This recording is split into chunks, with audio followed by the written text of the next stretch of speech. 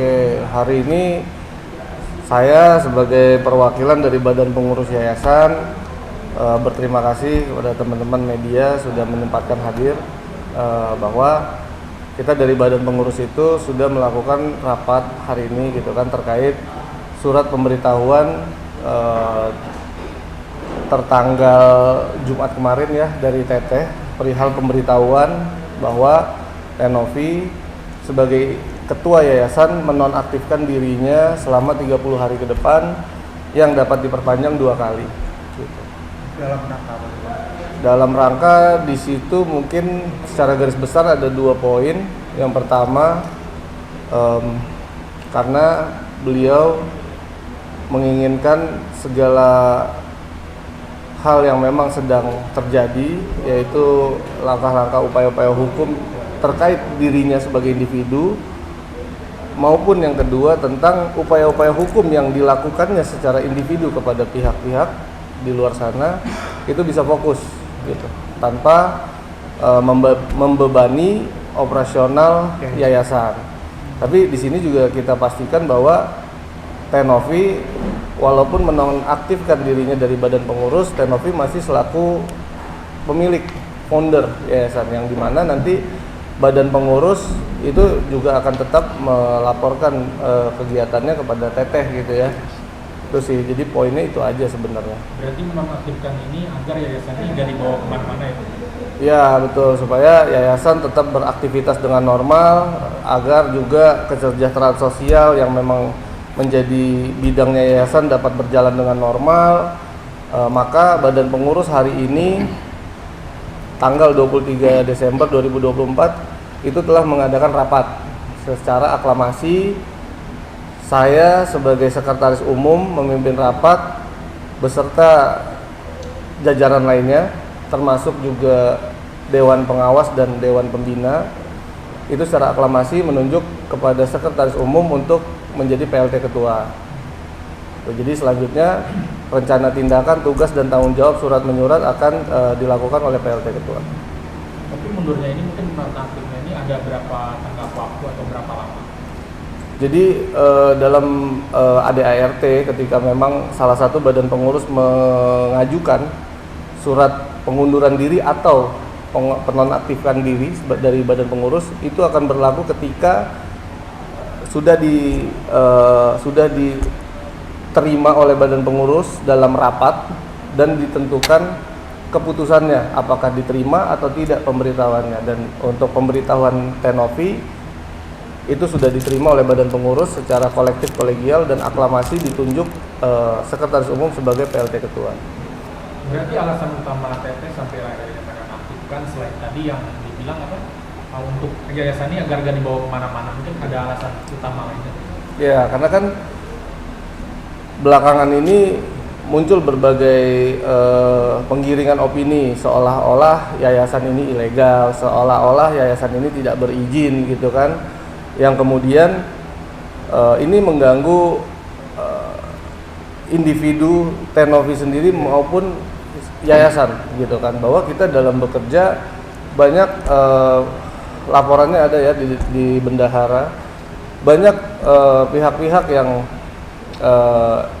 itu ingin gitu kan, ingin mendonasikan atau menyumbang sebagian dari rezekinya itu sempat menunda sampai ini dapat kejelasan bahwa ini yayasannya ilegal atau tidak kan gitu. Padahal yayasan kita telah berdiri dari tahun 2021, akta pendiriannya ada, SK Menkumhamnya ada, kemudian TDY-nya ada, tanda daftar yayasannya ada, izin operasionalnya, begitupun juga turunannya, yaitu ada ART, SOP dan lain-lain gitu. Jadi kita harap dengan seperti ini kegiatan yayasan dapat kembali normal ya. Gitu sih. Berarti dampaknya itu gara-gara mungkin bisa dibilang atas tuduhan AL itu ya, mungkin berarti orang tuh bertanya ini legal apa legal, gara-gara itu ya berarti tempat masalahnya. Iya, sebenarnya ini akumulasi ya, dari sejak perkara ini bergulir kan sudah digaungkan hal-hal seperti itu gitu kan, dan kemudian akumulasi ini menurut kita badan pengurus itu sudah mencapai titik puncaknya. Jadi memang perlu ada keputusan tegas, langkah konkret yang memang dilakukan oleh yayasan seperti itu. Lalu siapa yang mengidikkan langkah ini dan apa sih yang diharapkan nanti ke depannya setelah mengambil langkah ini, Bang? Yang Mengidikkan langkah ini ya, nonaktifkan teknologi. dari Tenovi sendiri sebagai individu memberikan surat kepada seluruh badan pengurus. Apa yang diharapkannya nanti? Yang diharapkan Tenovi pastinya yayasan tetap berjalan gitu kan, karena gini, yayasan itu dalam badan pengurus, dalam kita melakukan rencana kegiatan, keputusan rapat yang didapatkan secara kolektif kolegial itu harus ditandatangani oleh ketua gitu. Sedangkan ketuanya sedang banyak melakukan upaya hukum atau dilakukan upaya hukum sehingga banyak tanda tangan yang tertunda. Gitu ya. Dan di sini pun juga ada tim PH-nya Teteh secara individu yang mungkin nanti akan bisa menjelaskan lebih detail gitu ya.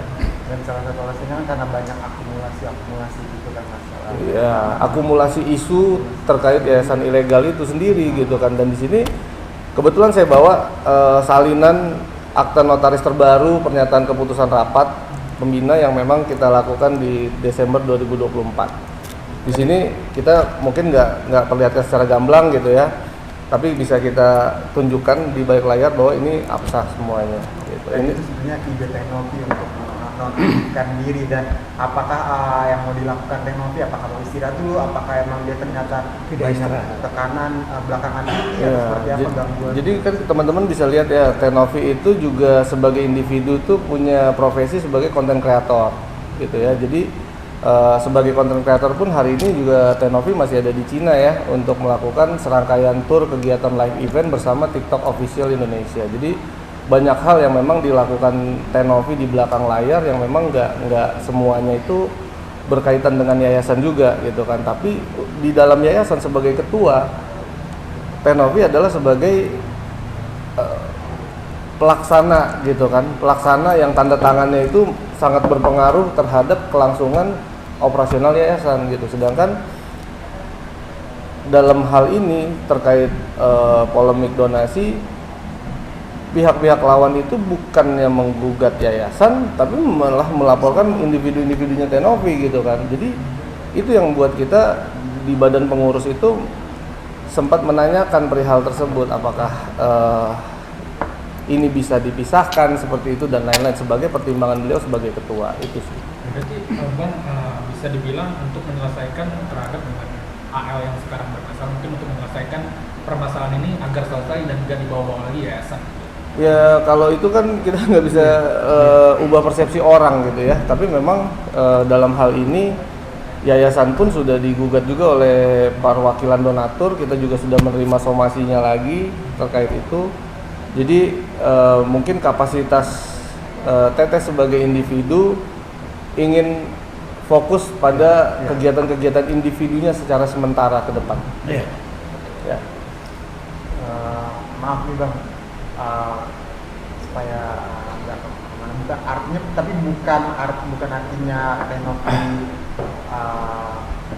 melarikan diri dari tidak. masalah. Dan saya jawab itu. Ya. Ya. Itu. Silakan. Ya, baik. Jadi permohonan secara personal Tenovi kepada yayasan untuk dinonaktif itu jangan dimaknai sebagai melepaskan tanggung jawab dari persoalan ini. Tidak.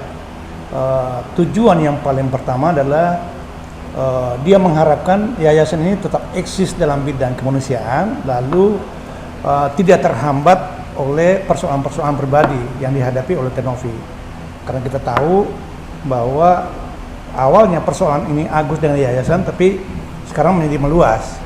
Agus versus yayasan plus para PH dengan Novi. Nah, inilah menjadi pertimbangan yang mendasar beliau meminta dinonaktifkan di dalam jabatan sebagai ketua yayasan supaya yayasan tetap eksis dan dia konsentrasi pada persoalan personal. Itu sih yang garis besarnya menyelesaikan dengan AL saat ini. Ya, salah satunya karena posisinya sekarang ini kan sebagai pelapor dan juga sebagai terlapor. Jadi dua hal ini tentunya memakan banyak waktu ya, tersita banyak waktu yang berdampak kepada operasional secara teknis pelayanan yayasan itu. Jadi itu ya. Jadi pertimbangannya lebih ke sana. Jadi jangan dimaknai publik maupun para netizen termasuk teman-teman media jangan memaknai permintaan nonaktif ini sebagai melepaskan tanggung jawab. Tidak sama sekali. Karena jiwa yang melekat pada Teh Novi klien kami itu adalah jiwa kemanusiaan. Ya, tetap pada prinsip itu. Sebentar. Jadi curhatan Teh Novi sebelum ada gak sih curhatan Teh Novi sebelum mengambil keputusan ini bang, kayak kayaknya harus istirahat dulu deh atau seperti apa atau seperti itu? Kalau diskusi gimana tuh Mbak Dina, mungkin karena ini kan baru-baru ini juga apa ya, perwakilan pramugari segala macam tuh pada datang juga ke Teh Novi ya untuk memberikan dukungan gitu kan, mungkin bisa disampaikan. Jadi saya bisa jelaskan bahwa mengenai apapun yang sedang kita lakukan adalah tindakan preventif. Karena ketika memang ada isu-isu yang bergulir untuk menjatuhkan suatu personal Teh Novi, karena itu kita sebagai PH di sini berdiri untuk membela. Ini salah satu wujud pembelaan kita, gitu Mas. Oke, baik. Pembelaan agar Teh Novi ini mungkin orang-orang yang menuduh gak sembarangan. Ya, benar. Saya juga kan membela para pramugari ya, yang diisukan bahwa pramugari itu adalah PSK. Jadi agar situasi yang dibuat seakan-akan menframing hal-hal yang negatif ini, kita bisa kotakkan satu persatu agar permasalahan ini lebih mudah clear gitu. Tapi kalau sampai mungkin AL ya, mungkin menyebar video kan, menyebar luas. Kan tapi saya tutup sedikit ya karena ini menyangkut dokumen yayasan. Tapi teman-teman perlu ketahui bahwa rapat badan pengurus itu mencakup sekitar 1, 2, 3, 4, 5, 6, 7, 8, 9, 10, 11, 12, 13, 14, 15. Sekitar 15 orang. Termasuk Teteh, tapi Teteh dalam hal ini kita perlihatkan dikit aja ya. Bukti. Ya, gitu. Ini Dikit lagi. Ke atas, terus tahan. Oke. Bentar. Udah. Oh. Udah. Oh. Ini ya. Bentar. Oke. Ya.